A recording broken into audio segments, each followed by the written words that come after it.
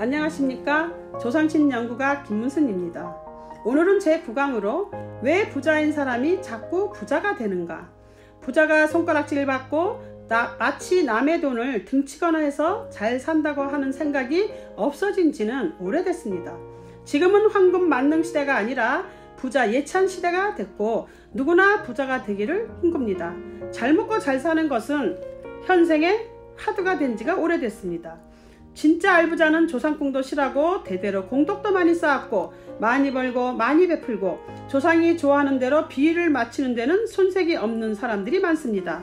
기독교의 재산사회 환원처럼 많은 경우 찾아가는 선행, 스스로 우러나서 하는 선행을 하기를 즐기고 많은 사람이 베품과 나눔에 고마움을 느끼는데 그 공덕이 어디로 가겠습니까?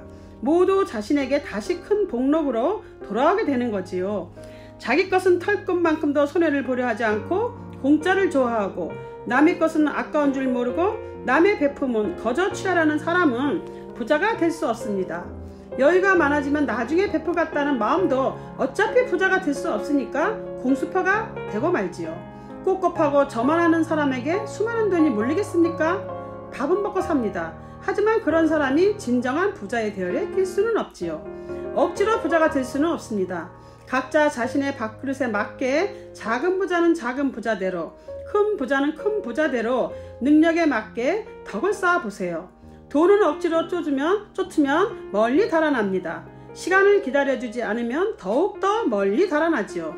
돈도 눈이 달려서 내 운이 호운일 때는 잘 달라붙다가도 악운일 때는 근처에 얼씬도 하지 않는 법입니다. 인간관계가 끝이 난 경우는 돈은 도적처럼 나에게 위해를 끼치기도 하는 무서운 존재가 되기도 하고 보람 있는 돈, 재수 있는 돈, 더러운 돈, 착한 돈, 돈에도 생명이 있어 움직인다는 것을 한 번쯤은 생각해 보세요. 항상 여유를 가지고 때를 기다리며 선한 공덕을 쌓아갈 때 진정한 부자, 마음의 부자까지도 되는 것입니다. 왜 종교를 믿어도 현실의 삶은 그대로일까요? 사람이 가장 착각을 하는 부분이 이 부분입니다. 종교는 마음의 위로와 구원을 전제로 하는 그야말로 성인께 인간의 나약하고 힘든 삶을 기대고 투정 부리는 마지막 안식처입니다. 너무나도 힘들고 어려울 때 예수님은 사랑으로 감싸줄 것이며 부처님은 너그러우신 자비심으로 인간의 아픈 상처를 달래주지요. 하지만 그 아픈 상처란 결국에는 성인들께서 버리고 탐하지 말라고 누누이 강조했던 인간의 욕심이나 욕망에서 비롯된 것들입니다. 덜뜨신 앞에 나아가 힘들고 어려워 눈물 콧물 짜며 위로를 받아도 결국 돌아서면 현실의 나는 여전히 풀어야 할 숙제가 산적해 한숨을 쉴 수밖에 없습니다. 각자의 삶은 각자의 몫이고 스스로가 해결해 나가야 되고 다시 암울한 삶들, 돈 문제, 가정 문제, 자식 문제, 사업 문제, 애정 문제, 질병 등등 삶의 여러 가지 기제들이 나를 짓누릅니다. 비몽사몽 잠들었을 때 꿈에서라도 돌아가신 부모님이 호련히 나와 얘야 내 아무개야 힘들지 할 때 얼마나 가슴이 미어지고 슬픈지, 내가 힘든 것은 현실의 삶이 힘든 것이고 어떻게든 풀어가고자 하는 마음이 힘든 것이지 다 놓아버리면 실은 아무것도 아닙니다. 하지만 어느 돌아가신 조상도 현재의 모든 것을 버리고 포기하라고 말씀해 주시는 분은 없습니다.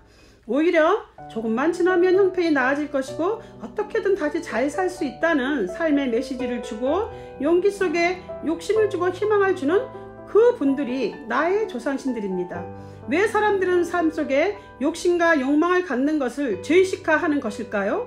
그건 사후세계의 복을 짓는 종교의 영향 때문입니다. 인간은 성인이 아니고 모르는 세상에 태어나 이 땅에서의 삶을 최대한도로 잘 꾸려 가다가 살다가 가고 싶은 사람입니다. 남에게 피해를 주지 않고 이왕이면 남에게 도움까지라도 주고 가는 나만의 독특한 삶을 이끌어가는 지혜를 가지고 열심히 사시기를 바랍니다. 감사합니다.